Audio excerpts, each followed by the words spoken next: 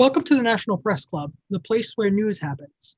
I'm Mike Balsamo, member of the Board of Governors of the National Press Club and lead Justice Department and federal law enforcement reporter for the Associated Press.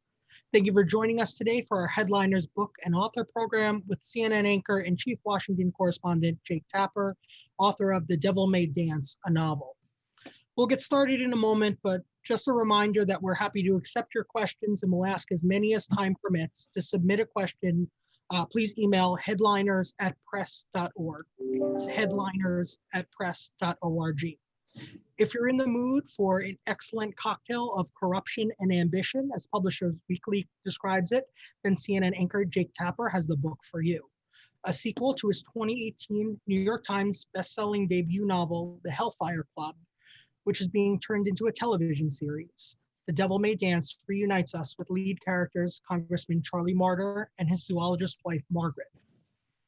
This time, they're dispatched to Hollywood by Attorney General Robert Kennedy to investigate a national security threat. They befriend Frank Sinatra, a close friend of President John F. Kennedy, and rumored mob crony, which leads to late-night adventures with the Rat Pack and a body in the trunk of their car. Charlie and Margaret are pursued by sinister forces from the Hollywood stages to the newly found Church of Scientology. In between writing his second novel and his fifth book, Mr. Tapper anchors a daily news show on CNN, The Lead with Jake Tapper, and serves as the cable network's chief Washington correspondent.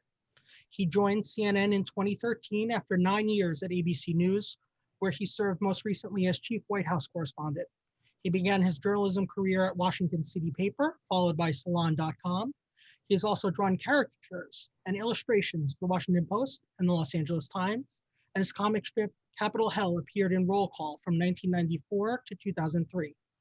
Jake, we're delighted to welcome you back to the National Press Club. It's great to be here. I wish, of course, I were there in person, but it's an honor to be with you virtually. It's a great organization. I've covered so many speeches at the Press Club and look forward to doing so again in person in the future. Yeah, hopefully we'll be back in person with a soft opening next week. So why don't we jump on in here? First off, I guess let's start with what inspired you to write the Hellfire Club and the sequel, The Devil May Dance. The inspiration for the Hellfire Club was that I've been in Washington now since 1990, the very end of 92, with the exception of 1 year that I spent in New York. I've been in this town for a long time, and I've been covering politics now for more than a generation. And one of the things that you see when you cover politics is a lot of people, I would say most people, come to Washington thinking that they will do good, that's what they want to do. They want to, either as journalists or as lobbyists, believe it or not, they want to do good. As lawmakers, they want to do good. And then, this is not a pure town, and politics is not a pure pursuit. Nothing is truly, maybe outside of maybe other than religion. And the idea that you have to make compromises in order to succeed is one that most people learn pretty quickly in Washington. Now, the question then becomes, what compromises are you willing to make? And that animating question is what motivated me to write the Hellfire Club. I set it in Joe McCarthy and Eisenhower era Washington, D.C., because that was an era when a lot of compromises were being made. And it was a time that looked romantic I think from people look back on it and they think, oh, that must have been so nice to live in the 50s. Not everybody, but a lot of people. And beyond the sexism and racism that was so much a part of the world back then, it also was a time of tremendous menace. Great things were happening. The economy was booming. The United States was becoming the leading nation in the world. But at the same time, there were a lot of other more nefarious impulses going on. And so that motivated me to write the Hellfire Club. And I thought Charlie Martyr is a Republican member of Congress representing New York, and Eisenhower Republican, and his wife is a strong woman and a zoologist, a feminist before her time. And I thought it would be fun to just thrust them into 1950s Washington. Yeah. So maybe you can talk a little bit about, the process of writing a historical fiction novel And how that's somewhat different from, or similar to reporting a story. Well, it's very different in the sense that you make it up, right? But there are some similarities in the sense that you want to capture the time, and if you're writing about real people too, you want to capture who they were, even if you're writing about them fictionally. So Joe McCarthy is a big character in the Hellfire Club. Frank Sinatra is a big character in The Devil May Dance. And you want to capture who they are. And since people already have an idea, they think they know who they are, you want to bring some things to the table that maybe they didn't know. You don't want, nobody is the villain of their own narrative, right? Everybody's the hero of their own story. It doesn't matter if you're, Merrick Garland or Matt Gaetz, Joe Biden, or Donald Trump. They are all the heroes in their own story. Marjorie Taylor Greene. It doesn't matter. So you want to try to capture these individuals, these real people, in a way that is fair to them while also being accurate. So, you're not going to have Joe McCarthy, pursuing a bunch of Dalmatian puppies to, knit them into a coat. And you're not going to portray Robert Kennedy as secretly Spider-Man. It needs to be within the realm of possibility, and also in a way that makes people feel like they might actually be meeting those people. But it's completely different, because at the end of the day, if you write yourself into a corner in fiction, you can make something up. And if you write yourself into a corner in nonfiction, then you have bigger problems. Then you have the problem is actually the article you're writing or the narrative you're writing not being. Anyway, they're very different. I mean, one of them you make it up, the other one you have to adhere assiduously to the facts. Right. A lot of the book is based on actual things that happened, right? Actual events. Both of them, both books, yeah. Yeah. So maybe you can talk a little bit about that and what you learned in the process of writing it that you didn't know before. Well, I knew it before, but the idea that history is just rich is one, and I was a history major in college, but it's one that I constantly learn when writing historical fiction, because so for instance, I wanted to set the Hellfire Club in 1954 because I wanted Charlie to be a Republican, and I wanted the Republicans to be in control of the House of Representatives, which they were in 1954. I think they lost it in the next election. But in any case, you can just go through that year in history and see what's going on to create plot points. For instance, in the Hellfire Club, there's a plot point involving when Puerto Rican terrorists attacked the House of Representatives in March 1954, an event that a lot of people don't even know happened. 4 or 5 members of the House got shot. It was a huge scandal, a huge event at the time, although it's really fallen into the recesses of history, only recently mentioned because of the insurrection on Capitol Hill. But generally, people don't even know about it. But that's the kind of thing. I didn't set the book in 1954 so I could write about that attack, but it's right there. Same thing happened with The Devil May Dance in a number of instances. I set The Devil May Dance in 1961-62 because that's actually, The Devil May Dance is based on an actual occurrence in history, which is that Sinatra, after having rallied the Rat Pack to help Senator Kennedy get elected president in 1960, expected that President Kennedy would stay with him again, but this time as president, when he came out to California. And he had his Rancho Mirage estate, his compound built up, phone lines installed, additional rooms built, a helipad constructed. He had all this happen in expectation that President Kennedy, who again, he'd help elect, would stay with him. But then Attorney General Robert Kennedy got wind of this, and he was going after organized crime. And as you noted in the introduction, Sinatra had a bunch of buddies who were mobsters, legitimate mobsters, Sam Giancana and Johnny Roselli, for example. And so then the question then happened for Attorney General Kennedy. He was faced with this dilemma. do I offend one of the biggest stars on the planet who helped get my brother elected, or do I have my brother stay in a house where mobsters had literally slept? So that's the true story, where I set The Devil May Dance, and that takes place in 1961-62.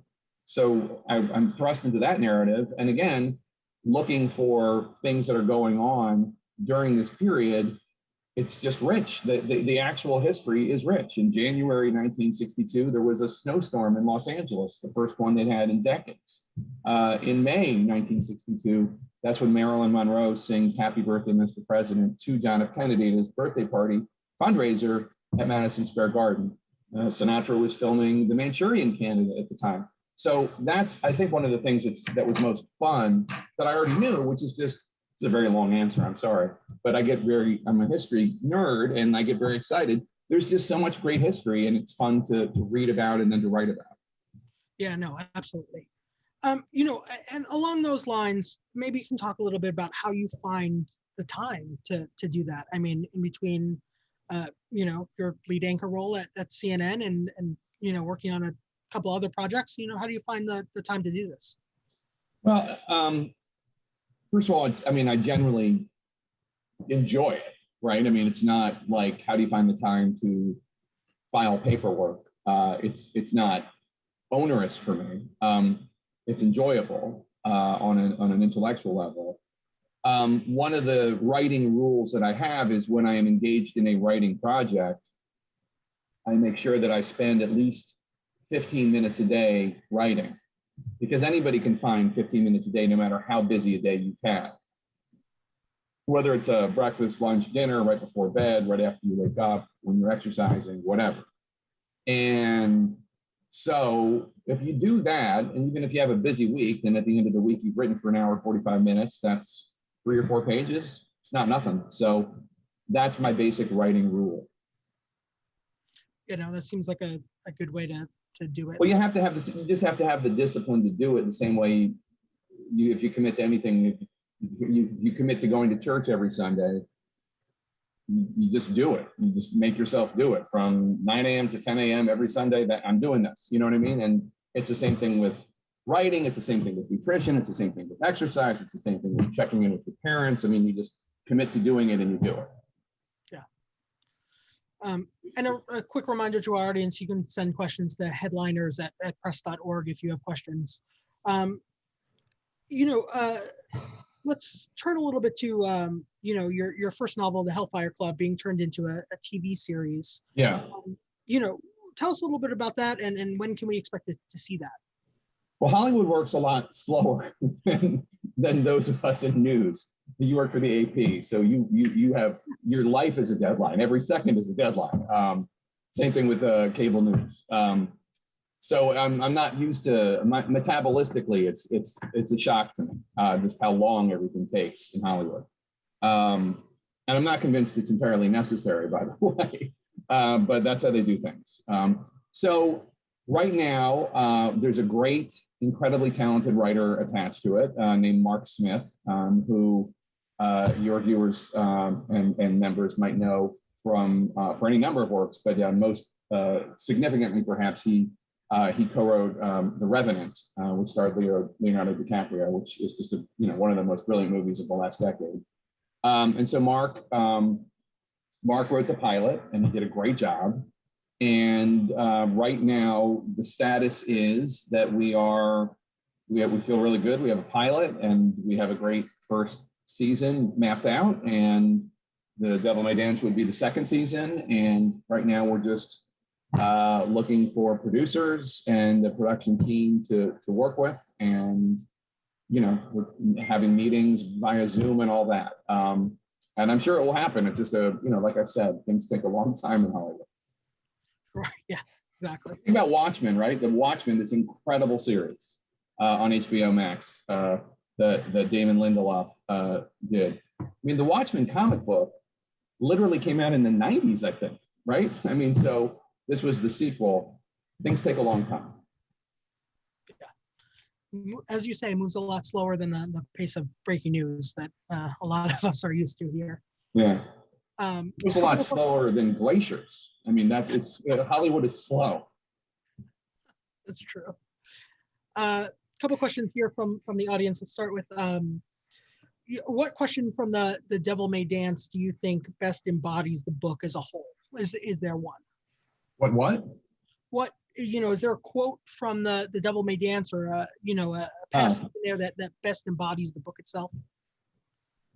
Well, so if the first book, if the Hellfire Club is about what compromises are you willing to make in order to succeed at your goal, which is what it's about. Charlie and Margaret come down to Washington wanting to do good.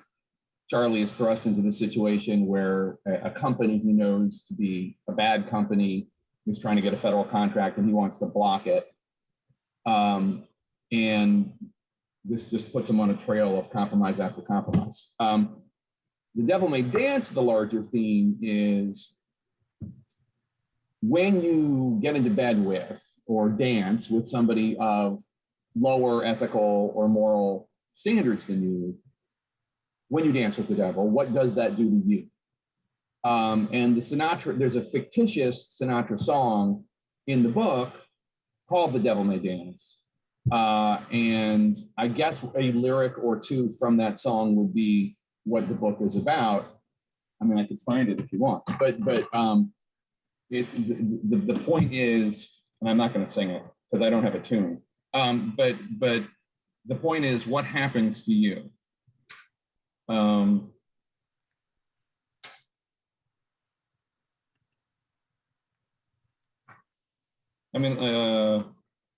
first time the devil comes calling, he's wearing the face of someone you love. He tells you your hopes are just silly. With no metal, you settle what dreams were made of. That's the first line of the fictitious Devil May Dance song, and it's about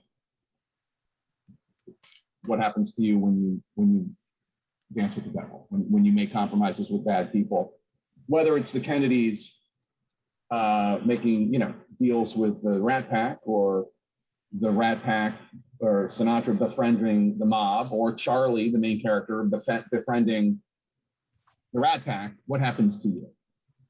Right. Have you ever thought about writing nonfiction? Maybe something about your experience in journalism. Well, I have written nonfiction. This is my fifth book, but the first three were nonfiction. First one was about Jesse Ventura after he got elected governor of Minnesota. The second one was about the Florida recount in 2000, and the third one was about a combat outpost in Afghanistan, combat outpost Keating. That came out in 2012, and a great film by Rod Lurie, the director, came out based on that book called The Outpost, that you can see on, I think it's still on Netflix. So I have. In terms of writing about myself, I am not that interesting. And generally speaking, with a few exceptions, Don Lemon did a great memoir about race recently, and I know other journalists who have written great books. But generally speaking, I don't find books about journalists by journalists. Certainly not about me. Let me just make it about me. I don't think a memoir would be very interesting. I'm really not that interesting, and I'm not. This is about the nonfiction that I do is about them. It's about the soldiers. It's about their families. It's about the stories I cover. It's about COVID. I'm just a deliverer of that information. Yeah, I think a way a lot of us, in journalism kind of feel about and not being kind of in the middle of the story there.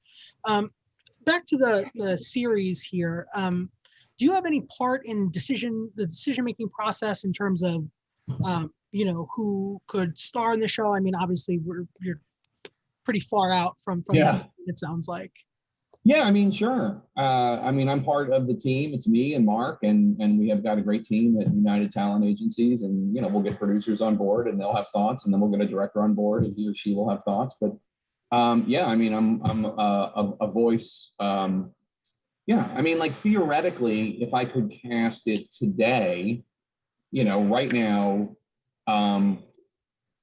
the truth is I don't know, but Jake Gyllenhaal would be a great Charlie for The Devil May Dance, because I think he just turned 40, and Charlie's in his 40s in The Devil May Dance.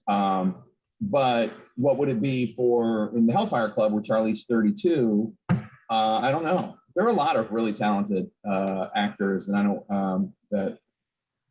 And I'm so out of it. I'm so old and lame. I don't know the names of all of them. But I could tell you, like, you know, people that I mean, I don't recognize anybody on the cover of People magazine at the time. But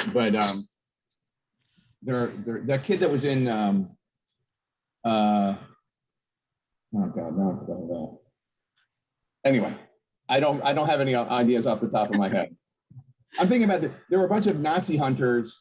It's an Amazon Prime show. Al Pacino was in it. It came out like last year. I'm sorry, I binged so much in the last during the pandemic that the titles of everything has eluded me. Oh, I think I'll Google it. Anyway, go ahead. That's happened to a lot of us.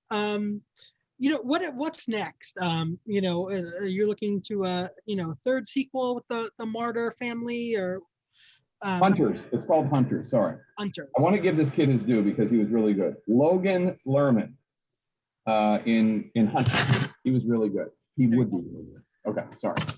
Yeah, I think a third. So the Hellfire Club's in the 50s. The Devil May Dance is in the 60s. You know, as long as people keep buying them, I'll keep writing them. So I had no goals for a sequel after the first one, but then it hit the bestseller list. I'm like, great, I can write another one. That'd be fun. And then I learned about the whole Kennedy Sinatra thing, and I'm like, great, that's the setting. So this one, I just found out yesterday. I was stunned. It's on the bestseller list for the third week in a row, the Times bestseller list. So I guess I can write another one of them. And I think it would be fun to do it in the 70s, in the 1970s.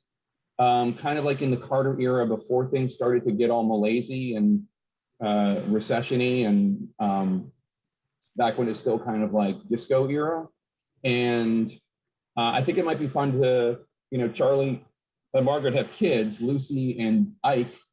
And I think Lucy and Ike, as, you know, in their late teens, early 20s, might be fun to have in the book along with Charlie and Margaret. Maybe even make them the main characters and have Charlie and Margaret, who will be in their 50s, maybe have them, you know, key parts of the book, but not necessarily running around having the adventures that they had in their 30s and 40s. Because, you know, let's face it, when you're in your 50s, you wouldn't know this yet, but in your 50s, you know, you might be more inclined just to go home and have a drink. Right.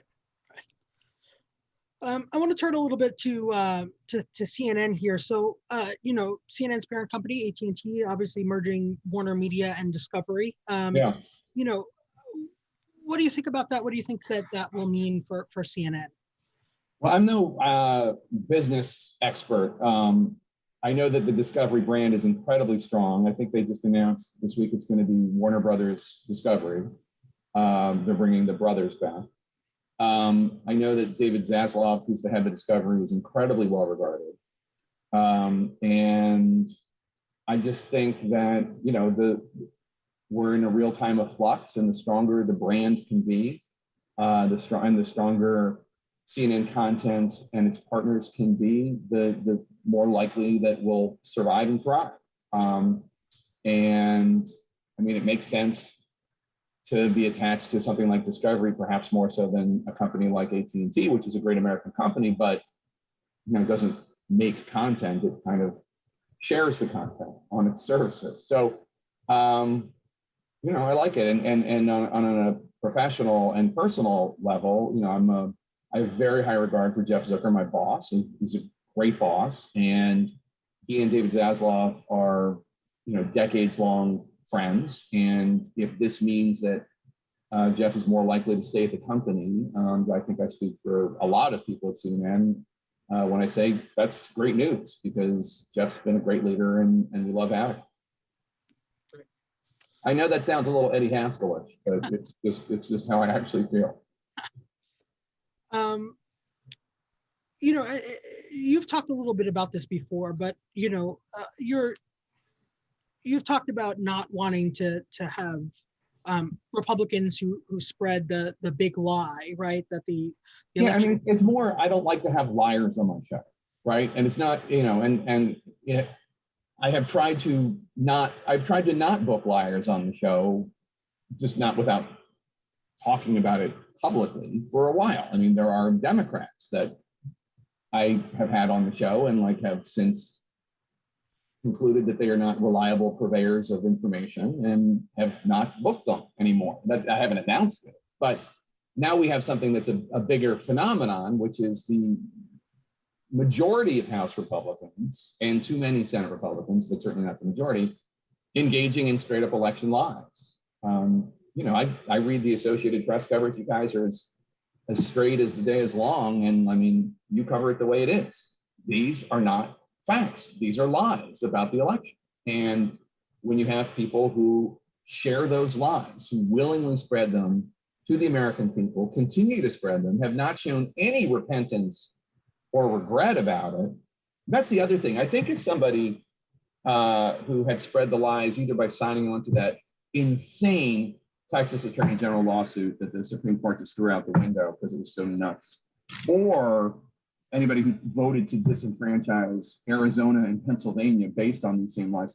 I think if somebody came forward and said, you know, I really regret that. That wasn't true. I got swept up in the moment, or I didn't have all the facts or whatever, but I shouldn't have done that. I am a believer in human growth and, you know, personal growth. And I would accept that. I really would. And then we could, okay, so now you're acknowledging the facts. Now we can talk about the Wuhan lab or Afghanistan or infrastructure or whatever. But if you are still tethered to this lie, I just wonder, like, why should anybody believe anything you have to say about anything else?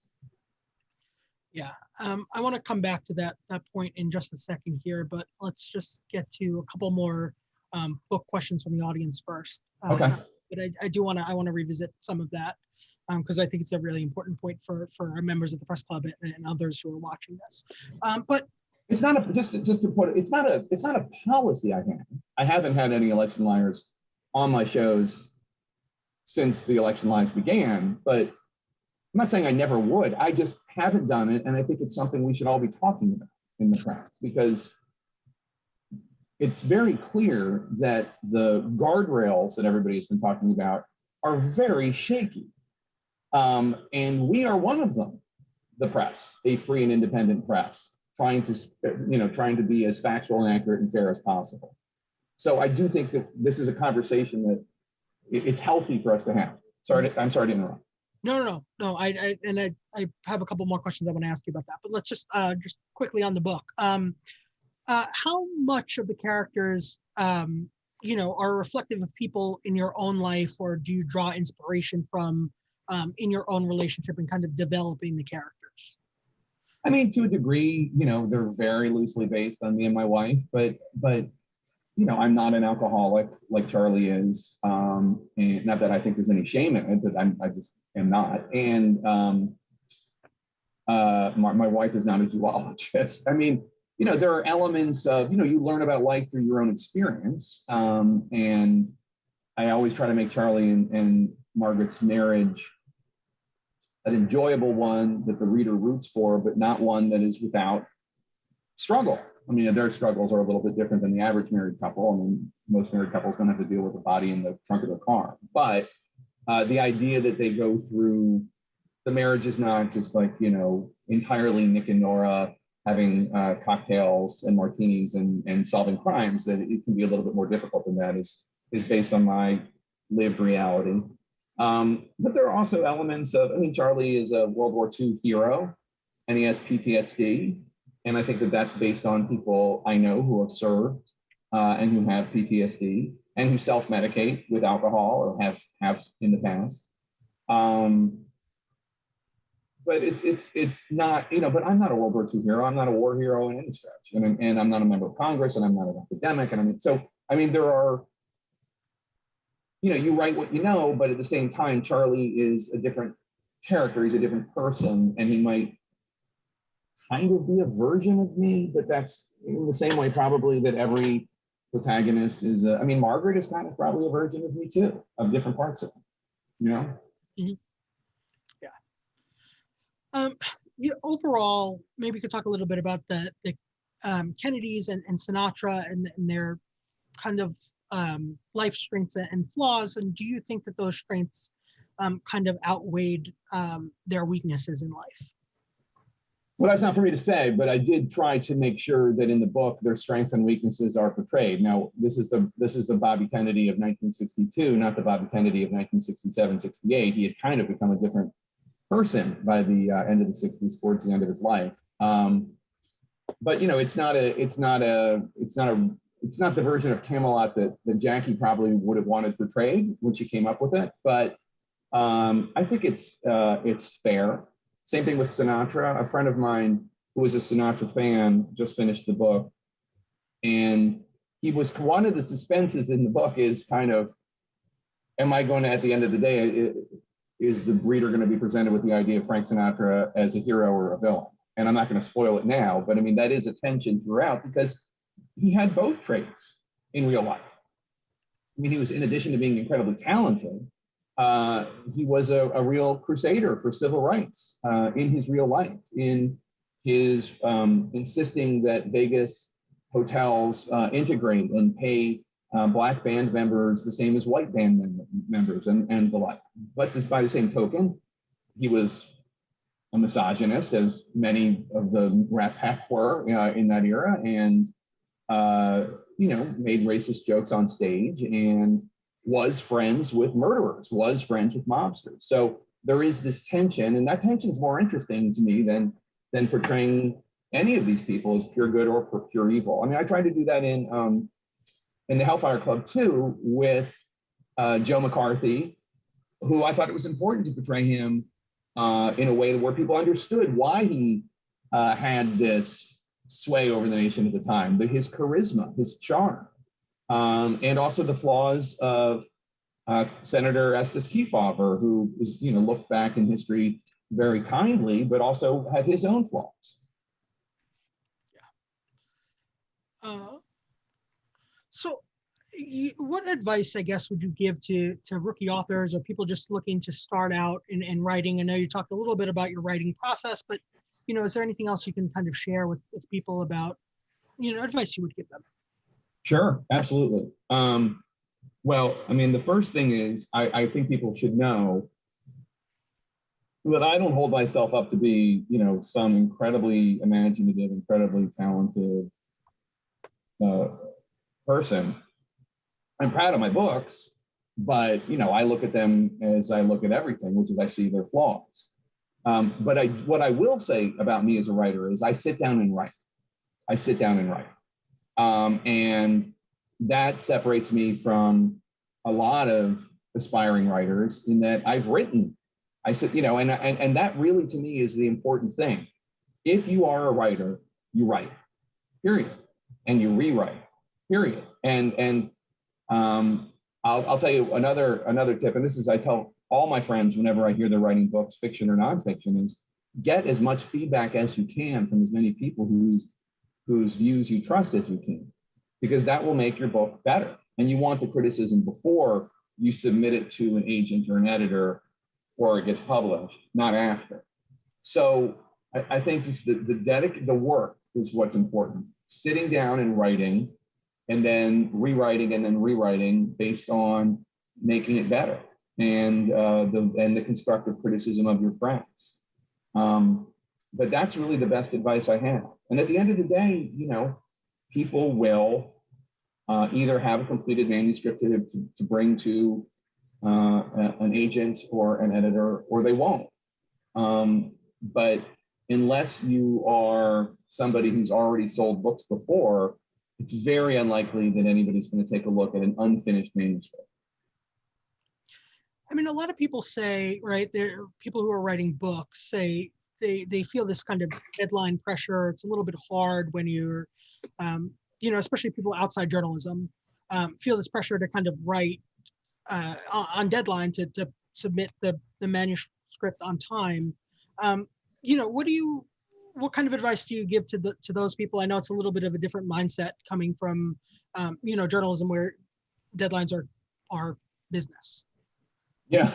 Well, if you're a journalist, you're much more attuned to deadlines, and you're also much more attuned to the concept that it will never be as perfect as you want it to be before you have to hand it in, right? I mean, that's something that you learn as a journalist. I mean, I'm sure, Mike, as great as your pieces are, I'm sure when you hand it in, it's more just like, okay, good enough. They want it now, right? Right, good enough.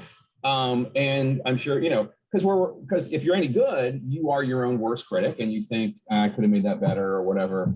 Luckily you get to get another shot at it the next day, or get to rewrite it for your next draft. I mean, the AP is constantly revising its stories.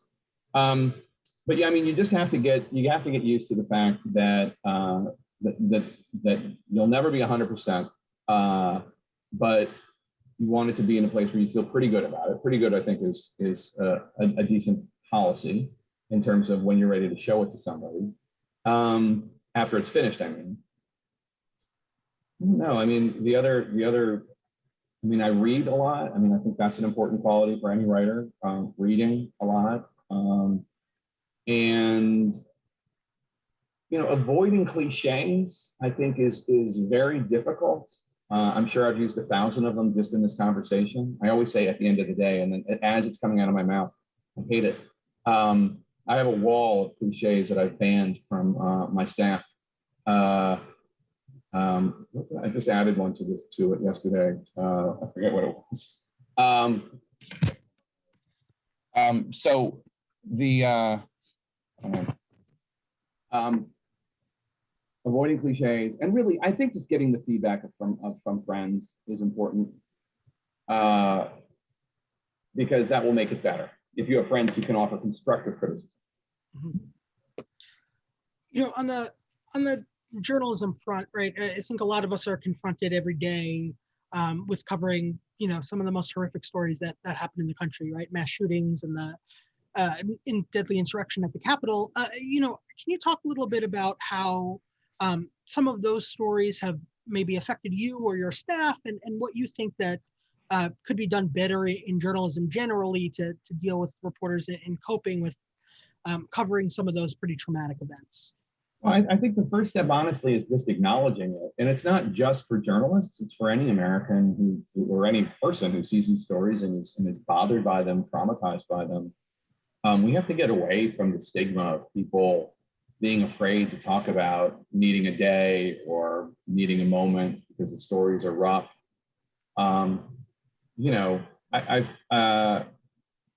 There is a callousness in our culture. I saw some group did an ad attacking CNN. Some right-wing group did an ad attacking CNN. I don't even know if they bought time or they just put it out on the web. But in it, they used a moment where one of our journalists had an emotional response to the spa killings, the murders in Atlanta, and they twisted it and made it seem as though she was getting emotional about President Biden or something like that. And that's just, there's just no place in politics or our society for that kind of lying and indecency. And I think that is part of the reason why our country is in this weird place that it is, like, psychologically, where people are, although it's getting better, but people people find it difficult to talk about these issues of what it's like as a journalist to cover trauma, as a first responder to respond to trauma. People in the military who obviously are more heroic than any of us, other than firefighters and cops, what they go through. There just needs to be a place where there's just a sense of decency and humanity, that it becomes more safer for people to talk about these issues. And as part of that, people who do the opposite of that need to be held to account and need to be shown how irresponsible it is. Now, look, this right-wing group that did this ad, they don't care what I think. They don't care what I think. But I'm sure there is a conservative who saw the ad who is friends with those people and thought, boy, that's really crappy to use this person's moment of humanity dealing with the spa killings and turn it into some sort of political cheap shot. I'm going to call the head of the group. And that just needs to happen.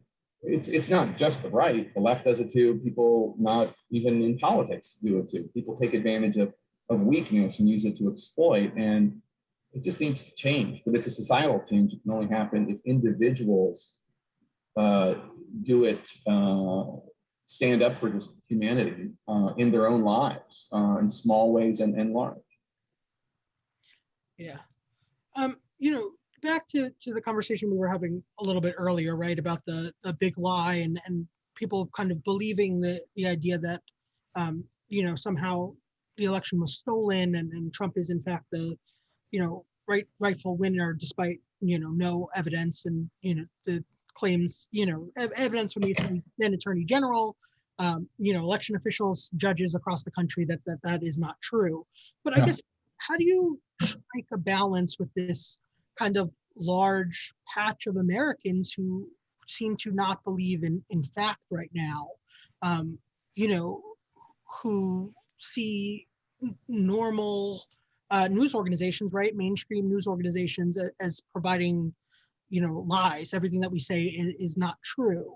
How do you kind of strike that balance to I guess, try to convince those people that they're not really understanding the truth of what's happening, or do you believe that it's a little bit too far gone?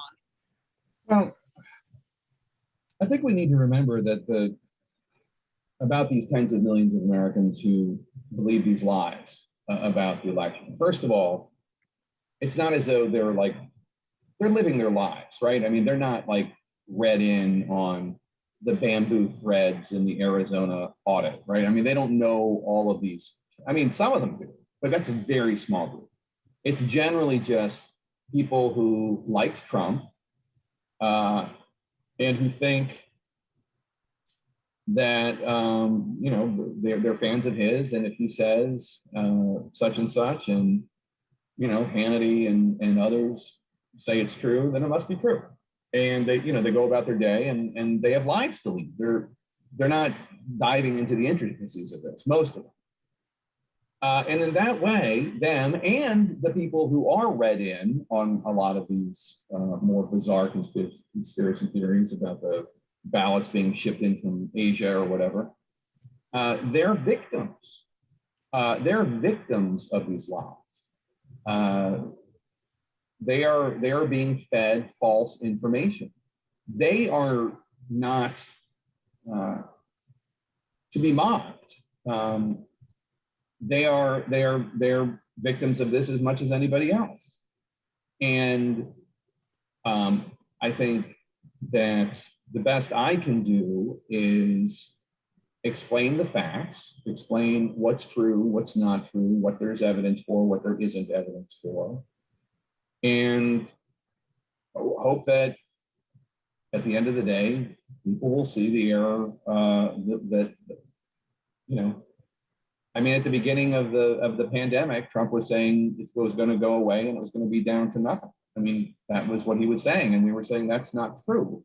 That's not what the science says, and he called us fake news. And then ultimately, more than, I guess, almost 600,000, I'm not sure what the number is right now, dead later. I mean, it's very clear that that wasn't the case. And one hopes, one assumes that most people will see what the truth is.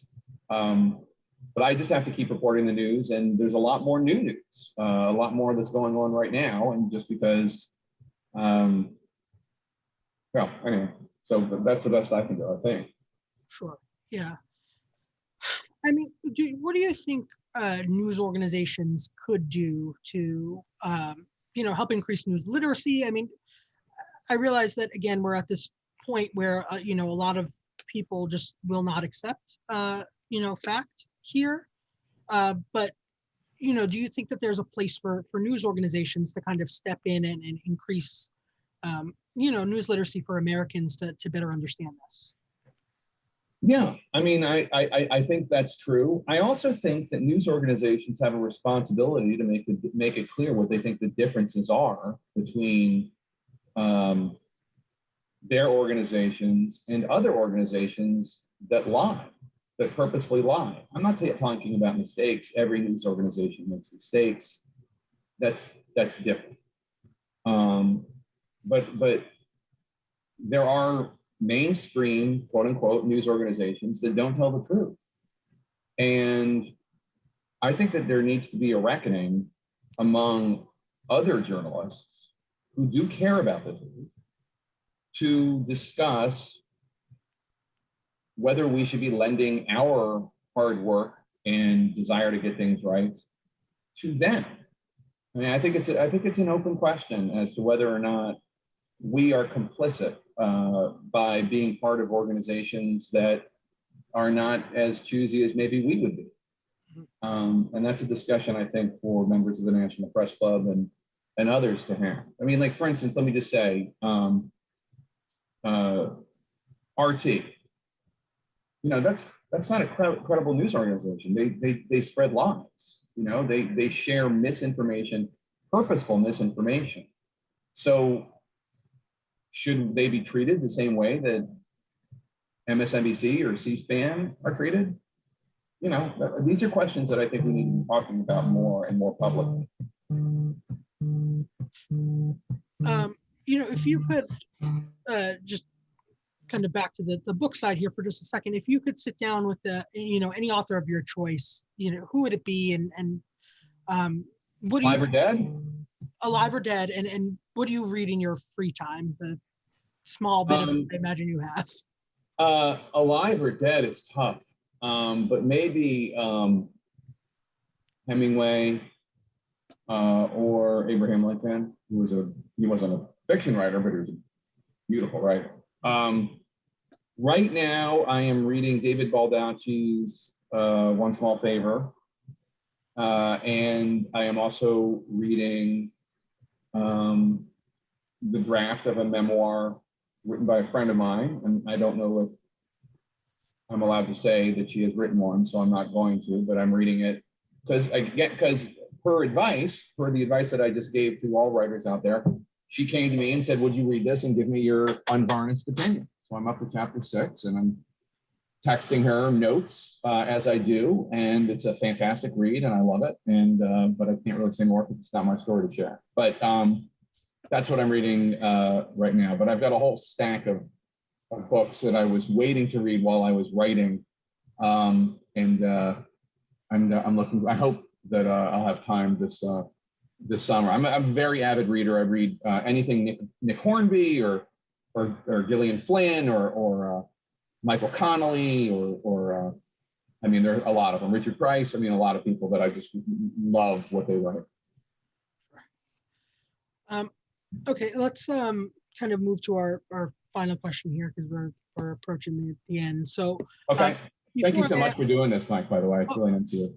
Yeah, no, thank you again for taking time here. But before I ask the final question, let me just take a moment to thank the organizers of today's event, the headliners, co-team leaders, Donna Lanwan-Leger and Lori Russo, today's headliners, event coordinator, Alyssa Free, and to the National Press Club president, Lisa Matthews, and club executive director, Bill McCarran, and of course, our wonderful National Press Club team behind the scenes in our broadcast operations center. So thank you. Let me just add my appreciation to that as well. You had the list, I did not, but thank you so much, and to better days ahead when we could do this in person. Absolutely, yeah. And for our audience, I'd also like to tell you about an upcoming National Press Club headliner event on June 9th. We'll hear from Washington Post columnist Karen Tumulty about her new book, The Triumph of Nancy Reagan. So great book. Join us for that, yeah. But she sent me, and I tweeted it out with her permission, an excerpt from her book about Sinatra when he was friends with the Reagans, and they were trying to bring Sinatra in to become part of like a presidential commission on the arts. And Reagan's advisors were kind of worried about it because of Sinatra's past. And then Sinatra went in to meet with one of them, and the guy, I forget if it was Mike Deaver or Larry Speaks, but one of these guys said something along the lines of, great, as soon as you get through your background check, your FBI background check, you'll come right and join us. And Sinatra was like, what? Oh, the FBI background check. Obviously, if you join the administration, you have to do an FBI background check. And that was the last mention there was of Sinatra heading this commission. So definitely check out Karen's book. It's full of amazing nuggets like that about a very complicated and important woman, Nancy Reagan. That's awesome. That's a great story. I am looking forward to reading. That's a true story. That's a true story. I love it. And just kind of to our final question here. about CNN. So former CNN anchor Brooke Baldwin has criticized the news organization for being a little bit too much of a boys' club that was dominated by men in top management positions. You know, how do you feel about that? Do you think she's right there? I love Brooke. I think she's great. I loved her book, Huddle. I disagree with her about this.